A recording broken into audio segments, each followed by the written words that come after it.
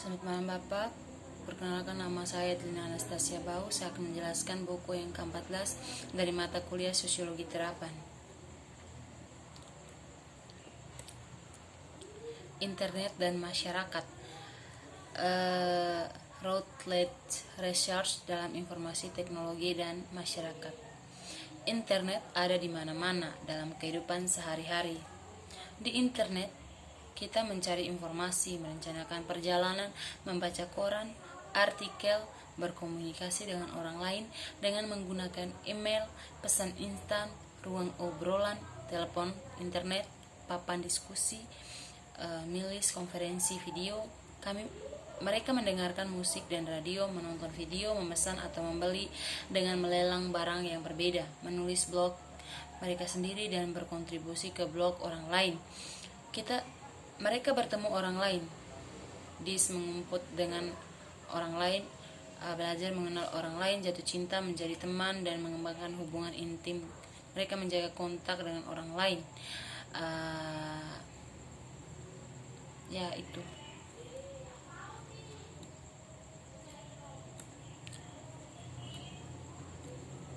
Istilah internet dan media baru dipahami sebagai konteks teknologi konsep oleh banyak orang, atau meskipun mereka sering digambarkan sebagai sistem teknososial (TEMS) oleh ilmuwan sosial. Karena itu, pendapatnya dia adalah penelitian internet atau penelitian media baru bukanlah istilah yang dipilih dengan bijak, karena bisa menyampaikan kesan dari pemahaman determinis teknologi. Karena itu dia pertimbangkan istilah teknologi informasi dan komunikasi dan masyarakat penelitian. Lebih sesuai juga merupakan singkatan dari Center of Advanced Student Studies and Research in Masyarakat, Teknologi Informasi dan Komunikasi. Namun kategorinya internet tidak hanya dilihat sebagai satu jaringan tertentu, tetapi sebagai fenomena umum dari interkoneksi jaringan teknologi berbasis pengetahuan dan sistem sosial berjaring. Bidang penelitian ICT dan S berhubungan dengan interaksi informasi baru dan teknologi komunikasi atau TIK dan masyarakat. Dua saling berhubungan. Aspek penelitian TIK dan S adalah bentuk sosial atau desain sosial TIK. Dampak penggunaan TIK pada masyarakat, tugasnya adalah menganalisis hubungan ini dan kontribusinya terhadap desain masyarakat dan TIK sehingga masyarakat pengetahuan partisipasi bisa muncul. Penelitian ICT dan S berkaitan dengan peluang dan risiko pengetahuan masyarakat, tepi dan pembentukan teknologi dan sistem sosial. Penelitian ICT dan S merupakan proses ganda, terdiri dari satu proses di mana aktor manusia merancang TIK dan di dalamnya dianalisis bagaimana masyarakat membentuk TIK, dan yang kedua dari proses di mana ia dinilai bagaimana penggunaan TIK mengubah masyarakat.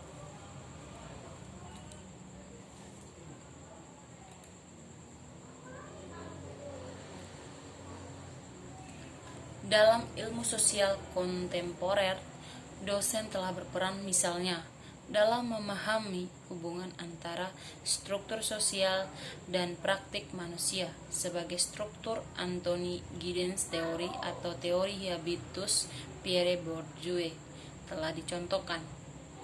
Perhitungan determinis teknologi melihat teknologi sebagai kekuatan mendorong masyarakat sebagai faktor independen di luar masyarakat yang memiliki efek linear pada sistem sosial. Pendekatan pembentukan sosial seperti konstruktivisme sosial, teori jaringan aktor, kritik teknologi neo-Marxis, studi budaya untuk perbedaan, dan lain sebagainya, menganggap teknologi sebagai yang diciptakan, dirancang, diubah, dan digunakan oleh manusia dan dipengaruhi oleh masyarakat secara keseluruhan konteks.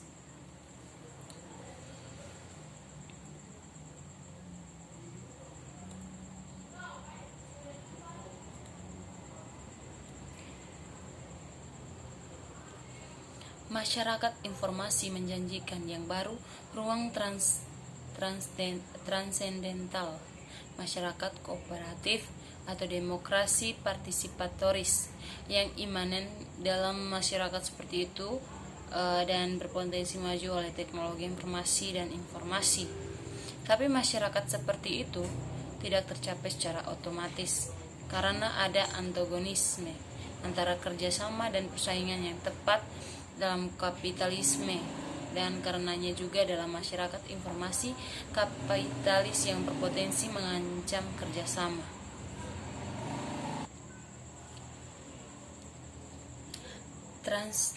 Transendental adalah kekuatan sosial yang mewakili kebutuhan dan tujuan yang membentuk esensi imanen masyarakat, tapi ditekan di dalam totalitas antagonis yang ada dan tidak dapat diwujudkan di dalamnya. Oleh karena itu, dia tidak melakukannya. Setuju dengan Las bahwa kritik transendental dan kritik dialektis sudah ketinggalan zaman.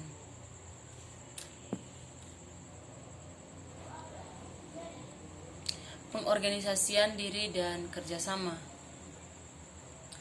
Karakteristik sistem organisasi diri.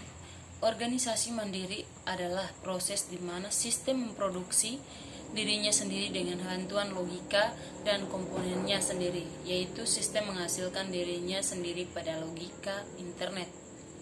Sistem yang mengatur diri sendiri adalah alasan dan penyebab mereka memproduksi sendiri. Dalam sistem yang mengatur dirinya sendiri, orde baru muncul dari sistem lama. Tatanan baru ini tidak dapat direduksi menjadi satu elemen. Itu karena interaksi elemen sistem. Karenanya sebuah sistem lebih dari jumlah bagiannya. Proses munculnya keteraturan sistem yang mengatur diri sendiri disebut kemunculan.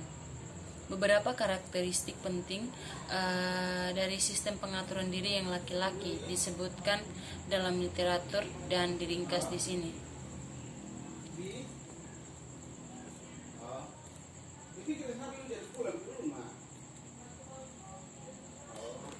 Yang berikutnya adalah organisasi diri dan filsafat dialektis.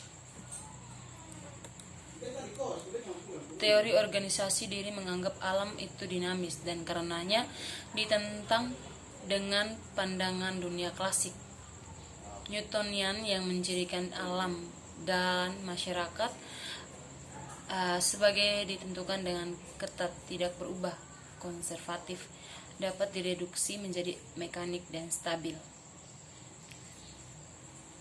Mereka menekankan interkoneksi dan proses daripada singularitas dan reduksi.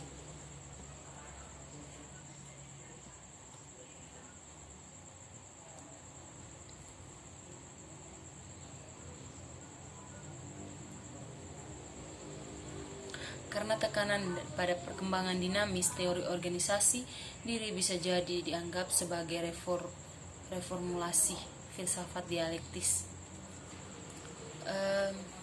Ide tentang sejarah alam sebagai satu kesatuan bagian dari materialisme ditegaskan oleh Marx dan lebih rinci oleh Engels. Perkembangan kontemporer dalam fisika, penemuan yang konstruktif, peran yang dimainkan oleh irreversibilitas. Dengan demikian telah diangkat dalam ilmu pengetahuan alam sebuah pertanyaan yang telah lama ditanyakan oleh para materialis. Dalam pemikiran Marxis juga, konsep materi, Ernest Bloch mengantisipasi teori modern tentang diri organisasi alam. Bagi Bloch adalah subjek yang menghasilkan bilang itu bentuk itu sendiri terbentuk dari dirinya sendiri. Bloch menggunakan istilah kemunculan dalam menekankan bahwa semua tokoh gestal muncul dari proses dialektis dan dari materi sebagai materi yang berkembang menghasilkan substansi secara permanen serta secara spekulatif. Dalam bahasa teori organisasi diri bisa dikatakan suhu itu adalah parameter kontrol. pada 0 derajat Celcius merupakan kritis ambang